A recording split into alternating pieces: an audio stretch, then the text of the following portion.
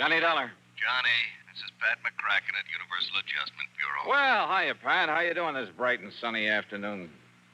Pat? Alvin Peabody Cartwright. Oh, no. Oh, yes. He's called you. Yeah, he called He has a problem. Well, hasn't he always? Big emergency. That's right. Which means that you have a problem. Oh, no. We haven't, Johnny. You have. Oh, well, now, Pat, let's talk about this, huh? Why does the company pass all his frantic, fantastic problems on to us? So that you can pass them on to me? Yeah? Sure, so that I can collect all those fancy fees and commissions, have an excuse to pad out the little old expense account. Now, Johnny. After all, when you're serving a client as important as he is, why, hang the expense. Oh, then you finally admit it. Huh?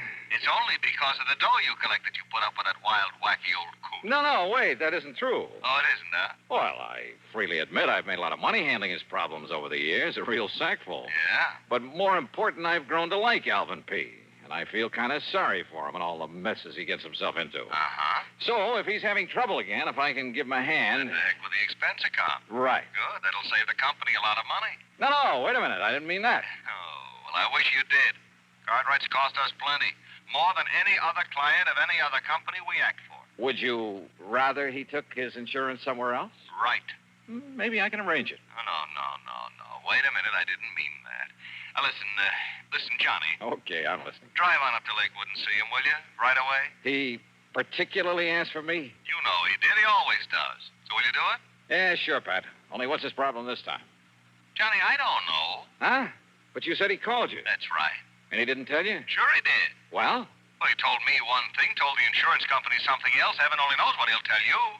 Is there anything unusual about that? Nope, not a thing. So go ahead, Johnny. Go over and see him. Get him off my neck. Patrick, that I will.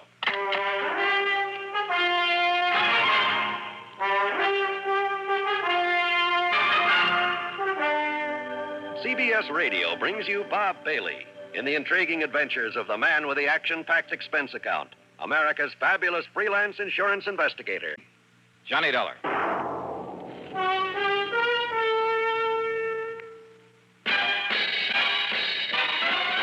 Are you smoking more now, but enjoying it less? Have a real cigarette, have a Camel. The best tobacco makes the very best smoke. Have a real cigarette, have a Camel. Are you looking for flavor and mildness? Have a real cigarette, have a Camel. The best tobacco makes the very best smoke. A real cigarette, a real cigarette, a real cigarette, have a Camel.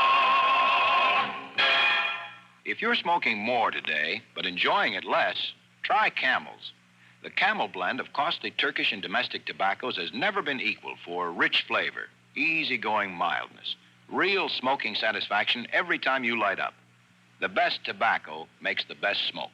Have a real cigarette, a real cigarette, a real cigarette, have a Camel. And now Act One of yours truly, Johnny Dollar.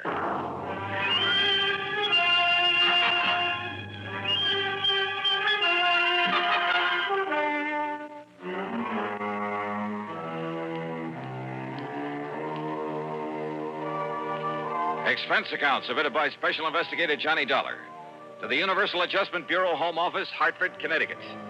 The following is an account of expenses incurred during my investigation of the merry-go-round matter. Doing a job for Alvin Peabody Cartwright was like riding a merry-go-round, a shoot-the-chutes, a roller coaster, and a razzle-dazzle all in one. Anyhow, expense account item one, $4 for a tank full of gas, and hoping the snowplows had cleared off the highway, I headed north to Lakewood.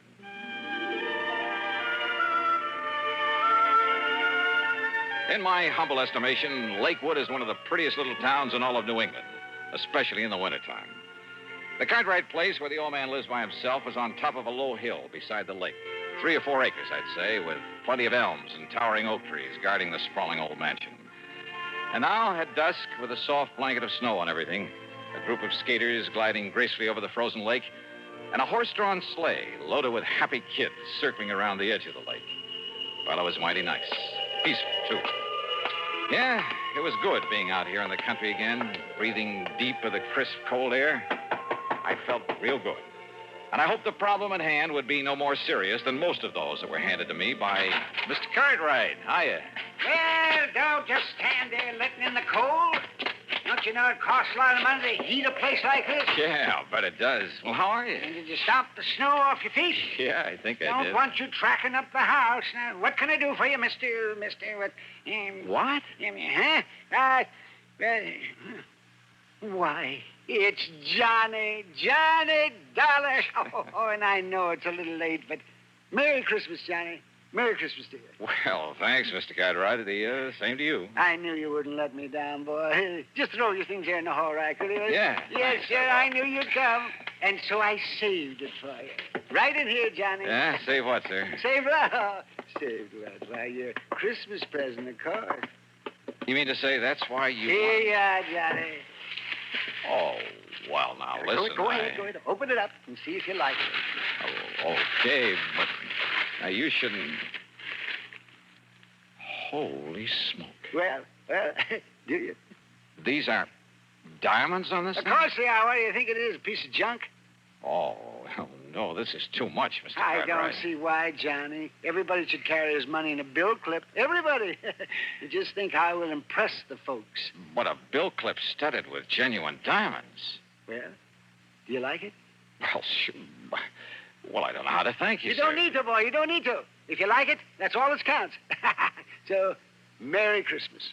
Use it in good health. And, before you go, yes, let me wish you a Happy New Year, too. Belatedly. Yeah, well, thanks.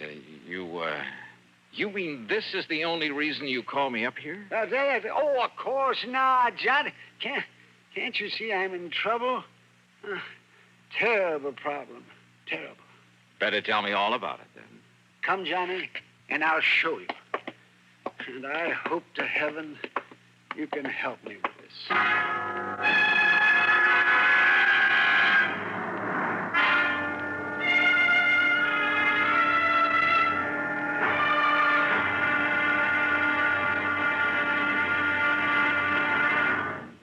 Act two of yours truly, Johnny Dollar, in a moment. Welcome, recording star Mel Torme. It's terrible trying to sing with a bad cold.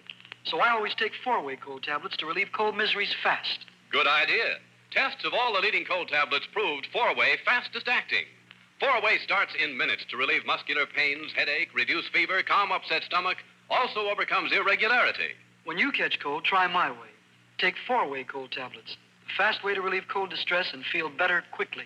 4-way, only 29 cents. Now, here's a word about another fine product of Grove Laboratories. Had dandruff for years? Now get rid of it in 3 minutes with Fitch Dandruff Remover Shampoo. 3 minutes with Fitch regularly is guaranteed to keep unsightly dandruff away forever. Apply Fitch before wetting hair. Rub in 1 minute. Add water, lather 1 minute. Then rinse 1 minute. Every trace of dandruff goes down the drain. 3 minutes with Fitch. Embarrassing dandruff's gone. Fitch can also leave hair up to 35% brighter. Get Fitch Dandruff Remover Shampoo today. And now, Act two of yours truly, Johnny Dollar, and the merry-go-round matter.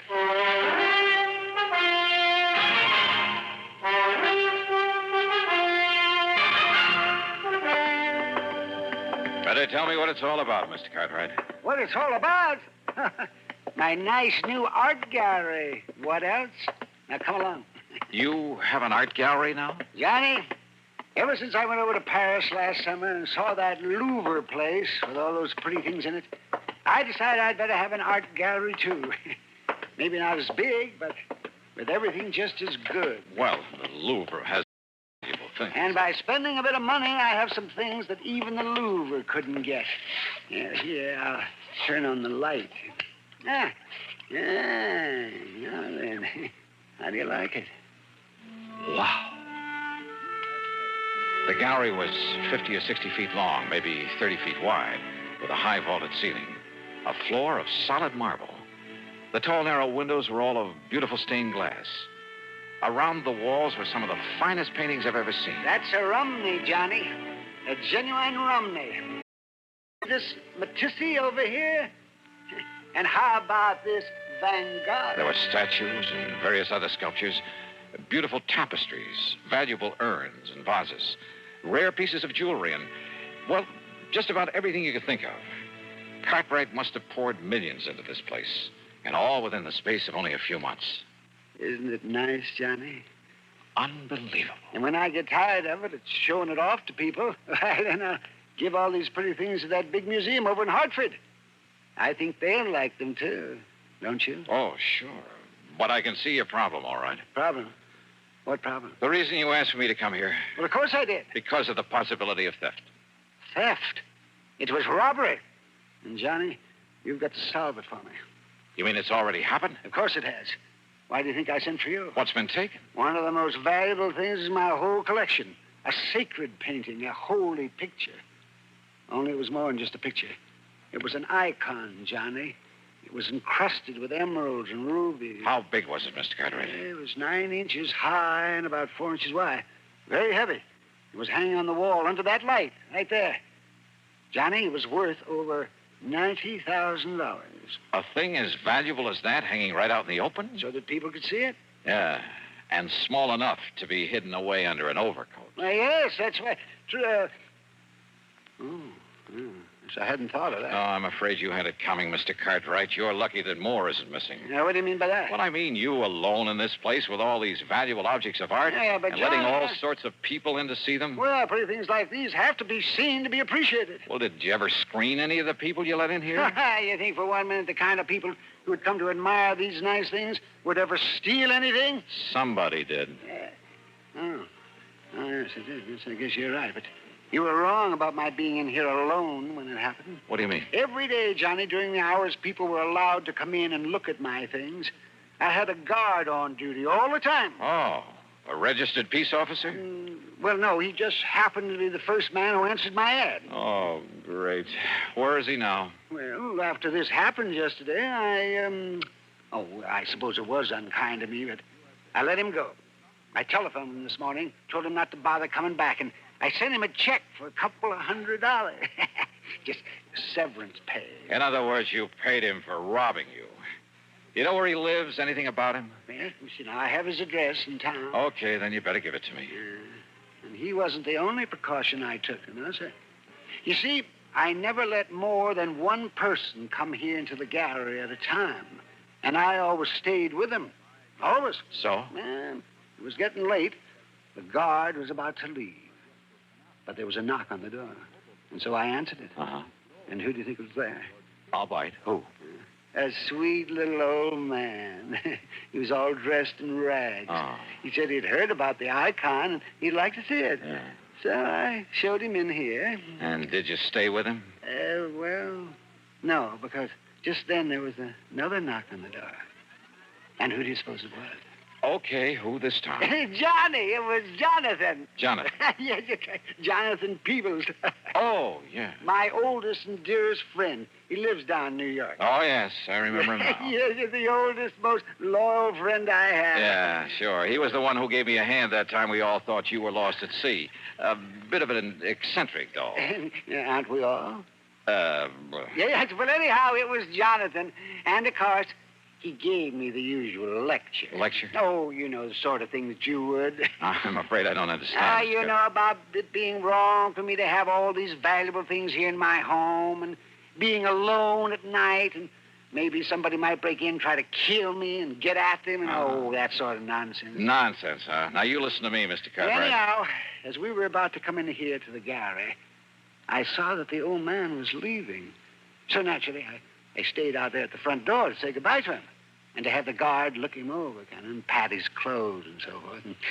But then, Johnny, Johnny, that poor old man. What happened? He tripped over the door sill and had a terrible fall. Well, the guard helped him up and made sure he wasn't badly hurt. And, well, I just gave him a few dollars just in case. And I had the guard drive him back to town. Uh-huh. And then you found the icon was gone. It was Jonathan who came out and asked me what I'd done with it.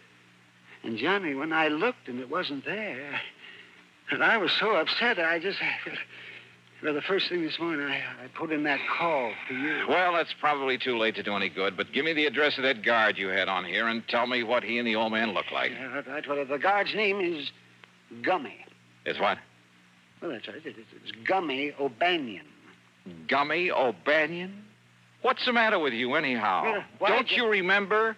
Gummy O'Banion was mixed up in more rackets down in New York in the old Well, days. of course I remember Then that. why under the But sun he would you... assured me that he's through with all that he's gone straight and he's retired. And he's the one you picked for a guard? Oh, But brother. surely you don't think that Gummy... No. You want to bet? You know something? I'm glad that Mr. Cartwright didn't want to bet. As I said before, any case where he's involved, well, you can bank on just one thing.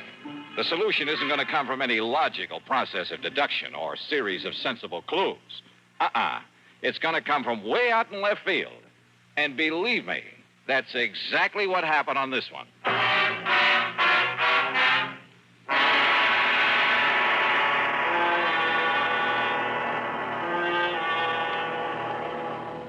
Constipation.